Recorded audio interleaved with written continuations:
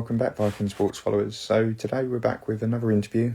Today we'll be interviewing Elliot Slessor, current pro snooker player. He is due in action this evening via the Eurosport app, and he will be in action at the UK Championships.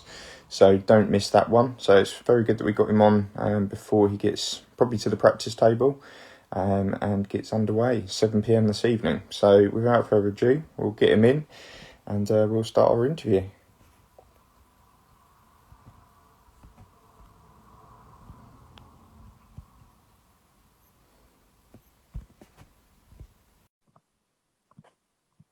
Okay, so I've just sent him an invite, so he should be with us very shortly. You all right, Elliot? Hi, buddy, all right? Yeah, not too bad. You okay? Yeah, not bad. Good. How's your couple of weeks really? Because you've been in and out the bubble for the last couple of weeks. How's it been going? It's just the same old, really. You kind of get used to it after a while. But obviously, It isn't ideal, but it's just good to have some tournaments playing. Yeah, no, definitely. And how are you finding the setup? People have been saying on the tour that they've done a fantastic job and it's going really well. So how are you finding that? I think the setup varies from tournament to tournament. I think this tournament, obviously, the Champion of Champions look great, whereas some of the others are a little bit more basic, but you kind of expect that anyway. But as a whole, glad we've got tournaments to play in. Yeah, no, definitely. So just wanted to really start off with how you actually got into snooker itself, because obviously, someone of, similar age to myself, it's kind of unheard of. People just going down and tinkering around with the snooker these days. Everyone goes with the football, the rugby, the cricket, those sort of things. But how is it that you actually got involved in snooker? I got a mini table for Christmas when I was about 8 or 9, and kind of went from there. Was playing on it quite a lot. Then my granddad actually took us down to a social club where he went with his mates and stuff like that, and kind of progressed from there. And that was how it all started. Okay. Yeah. Okay. And then from that, did you start playing in like pro-ams and tournaments and things like that? Did it start to progress quite quickly? Because obviously you're only 26, so it started to progress quite quickly, I would imagine, from that point. Is that how it actually happened? A little bit. I actually started entering tournaments later than people would probably think from the age I started playing. I didn't start entering kind of proper junior tournaments till I was like 13, 14. So I was kind of quite late. There was a lot of lads obviously around that are kind of doing well, like your Michael Whites and people like that, who were around playing tournaments when they were 9, 10 years old. I was kind of a little bit later. I was playing, but I didn't really know there was tournaments that I could actually play in to try and progress my game. So as soon as I kind of found there was junior tournaments and pro-ams and stuff, that's when I started entering. I was probably about 13, 14, as I say. Yeah. And was it something at 13, 14 when you started entering those tournaments that it really started to unfold for you and you were like, actually, I want to make a go of this. I want to become pro. Was that kind of the ambition even back at that early stage? Was that your ambition and goal? Yeah, well, obviously when you first start off, you just play because you love it. But then you kind of get to a stage where you're starting to do things what people don't necessarily do, like make centuries when you're 11, and then kind of progress and do things what most people don't really do. So I think from there, when I made my first century when I was 11, and then started kind of winning pro-ams when I was like 13, and then was making maxes by the time I was 15, 16, like it kind of, I knew that was what I wanted to be from about the age of 14, 15. Yeah. And at the age of 13, 14, 15, obviously the school to think about at that stage as well. Was it like evenings and weekends which you were focusing on your snooker at that stage, or was it very hit and miss? Because obviously starting at 13, 14, 15, I know personally myself, teenage years kind of just take you over. There's so much going on. So were you dedicated at that age, 13, 14, 15, to really progress your snooker career, or were there elements where mates and other things come above that as well? I would play, like I would play probably 6 days a week and then go out maybe once with me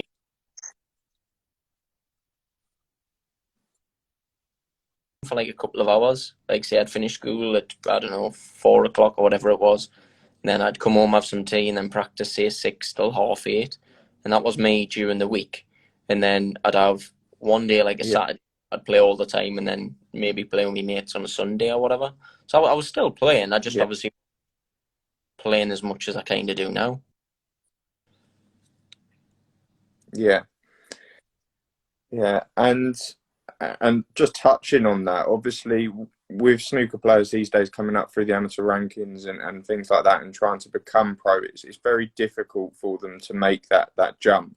How difficult did you find it to make that jump and make it your career, rather than it being a hobby and having a day job to kind of go to as well? How did you find that jump? It was huge because I actually won my tour card when I was 17, so I was still young and naive anyway, and then started the tour just as I just turned 18.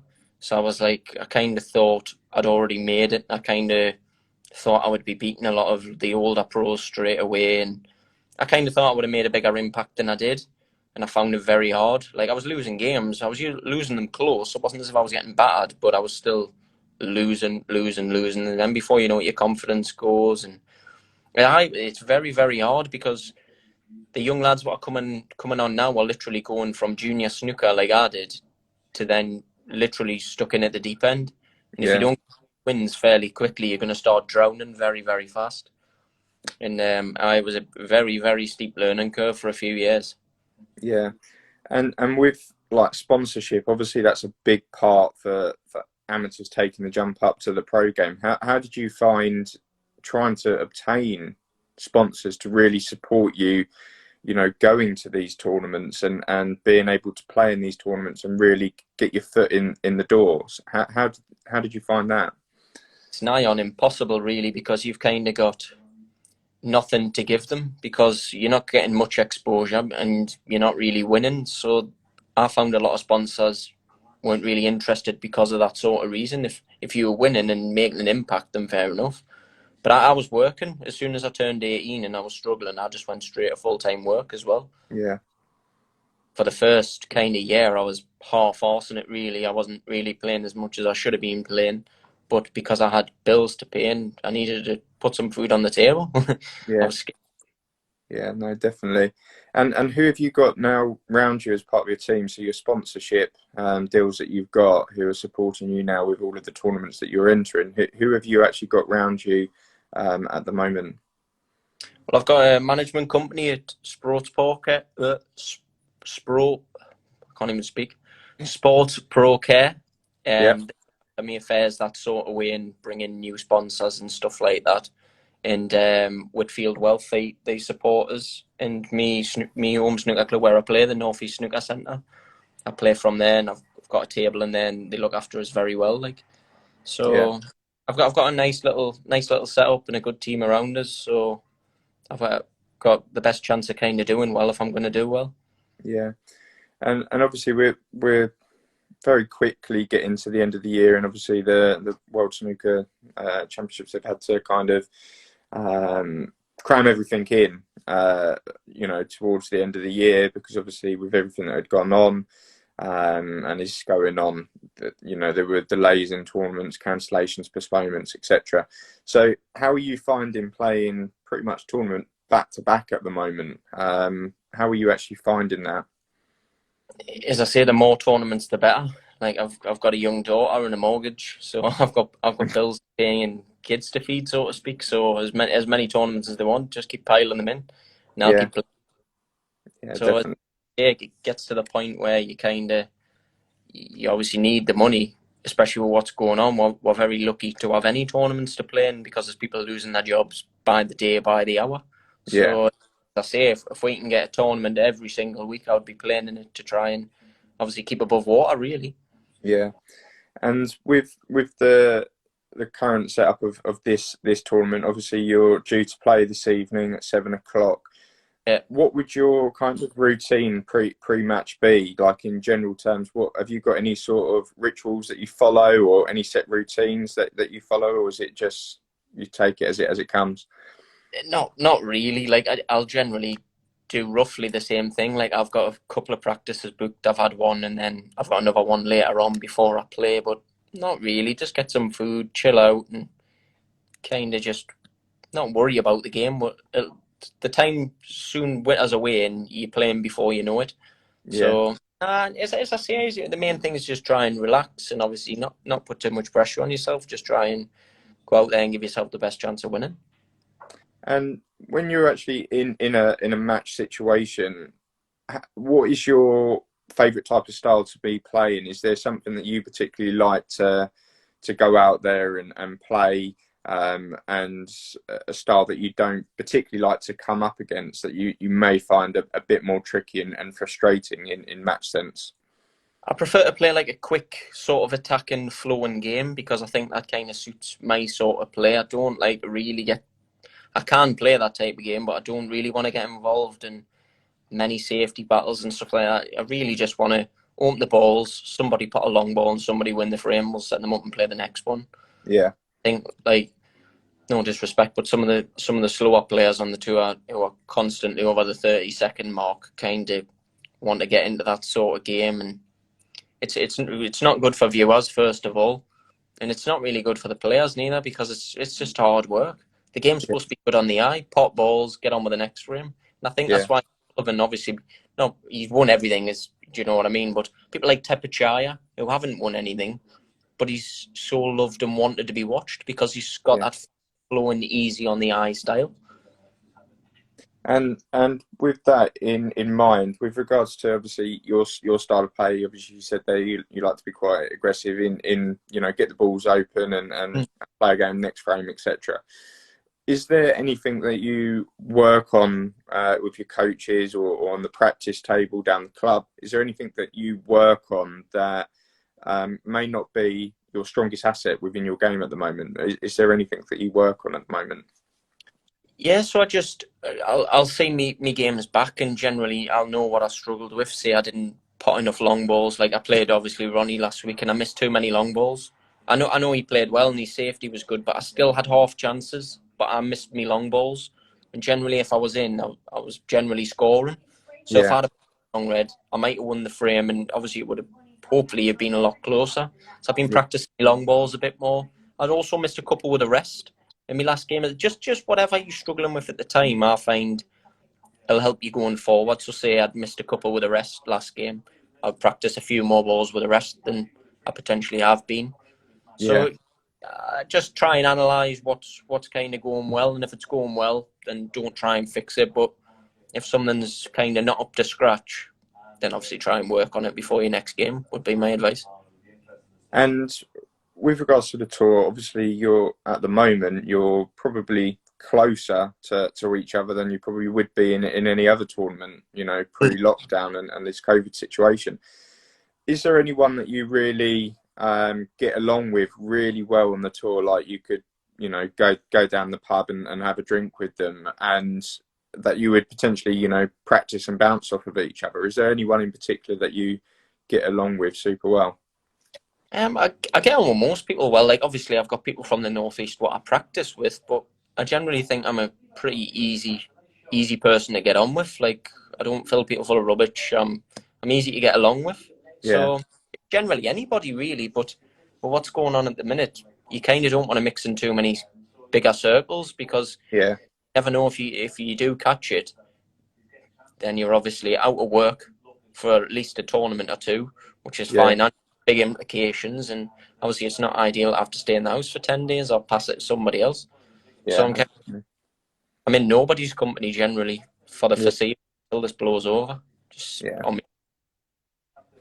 And with the obviously talking the future there, with regards to next year, obviously hoping that there can be something that sorts this situation out, and you players can get back over to the major overseas tournaments, China, and going overseas in Europe again.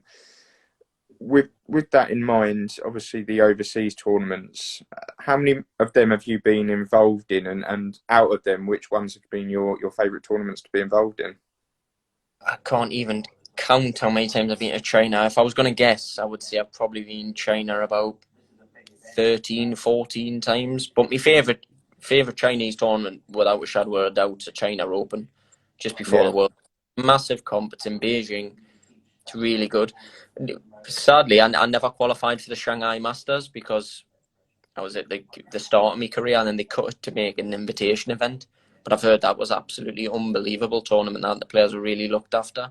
yeah, Sad, unless you get in the 16 in the world, you'll never get a player there. yeah. And Beijing China Open's a great tournament. and with that, obviously, we know the Chinese love and drive their snooker, quite highly out there. What is the experience like for you as a British snooker player going over there from like start to finish coming home? What is it actually like for our followers just to get an understanding of what it's like? It's madness when you actually go over there though to their schools and see snooker tables in their schools, like on their curriculum. So we have like football, cricket, rugby, stuff like that. They've got like gymnastics, snooker, tennis, golf, like sports you would never think, but because they've got so much space and the country's so big and the economy's so big, they can kind of have these sports. Well, we couldn't really dream of having in our school. But Yeah, I'm not gonna lie, it is tough sometimes in China because the food is a lot different to what we picture it as at home. Like you go down your local Chinese takeaway and the food's lovely, yeah, and you go over there and it's a lot different. So yeah, a lot of the players generally take their own food, but as I say, that's their culture, and that's the way that's the only way they know how to live.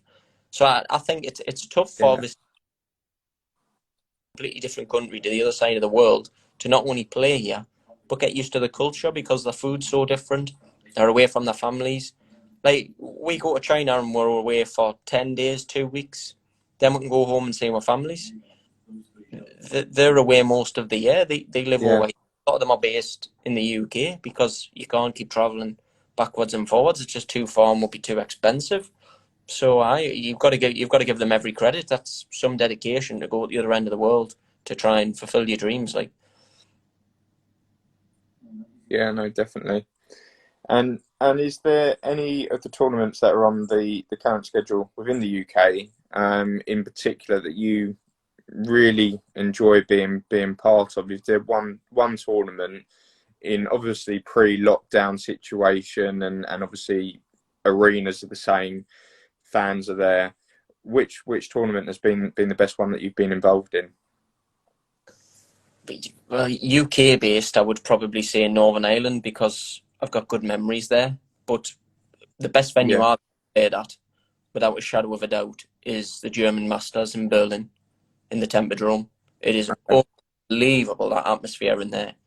The tickets sell out like hotcakes. Like for the full week, I got the quarters there last year and lost Neil Robertson, and it was full for the entire week. 2,500. It was absolutely bouncing in there.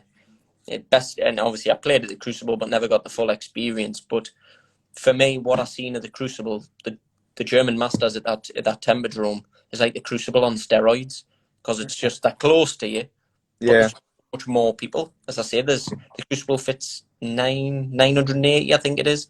That's 2,500 full jam packed. yeah, So I was gutted to obviously not qualify for the German Masters because there was talks of it potentially going on in January in Germany. yeah. So I hope it doesn't go on because I'm in Milton Keynes again.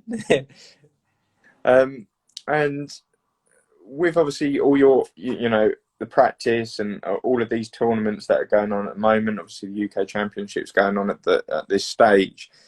With regards to obviously matches that you've played in and been part of, which has been the most memorable one that you've been part of, most recently? Most recently, the season hasn't really got going for me yet, so we'll try and go on last season. Um, I don't really know. Is a snooker player, it's weird because you generally always remember the losses more than you ever remember the wins. You never remember when you come Okay. from three win 5-3. You always remember when you've been 3-0 up and lost 5-3. So it's hard to put your finger on, really. I've obviously got some bad memories and some good memories.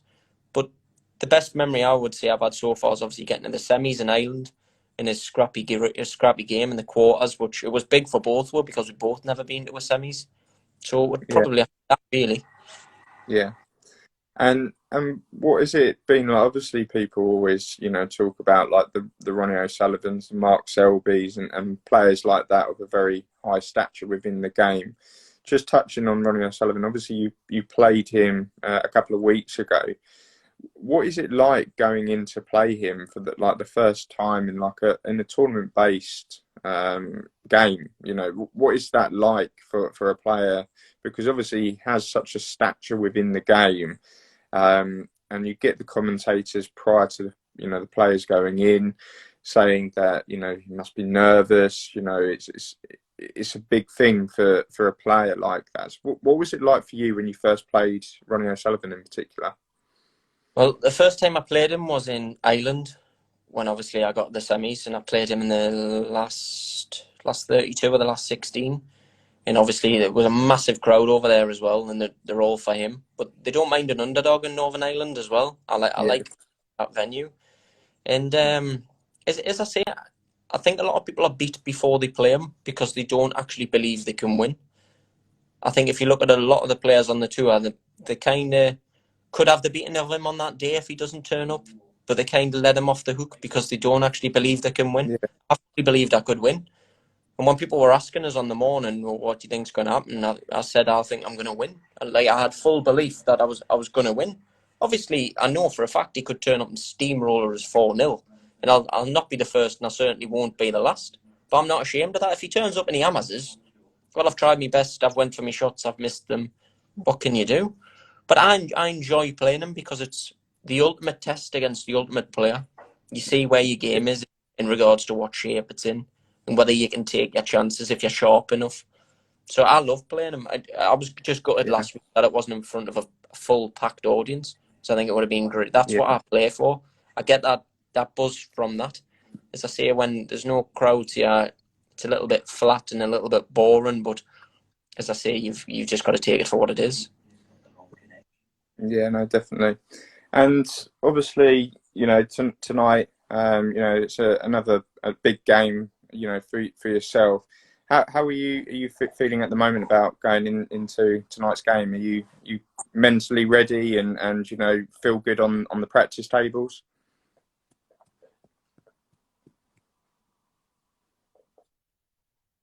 I'm generally pretty relaxed. I go for my shots, and if they go in, I've got every chance of winning. And I know if I get me chances, I know I can take them because I've done it before. But I mightn't take them on this occasion tonight. But Yeah, I know from past experiences, I can play, and I know I can win tonight. yeah, So I'm just looking forward to it. Really, as I say, it's a good test. I always find it's a good test to test yourself against them ultimate players what have won everything. yeah, yeah. No, definitely. Well, I'd like to obviously wish you all the best this evening for your match, and obviously really appreciate you coming on today, just obviously to discuss really how you got into snooker and what it's really like from someone that's taking a step up as an amateur to a pro, and is obviously involved in these tournaments at the moment. So really appreciate your time, and I do wish you all the best this evening, and we'll be watching from home.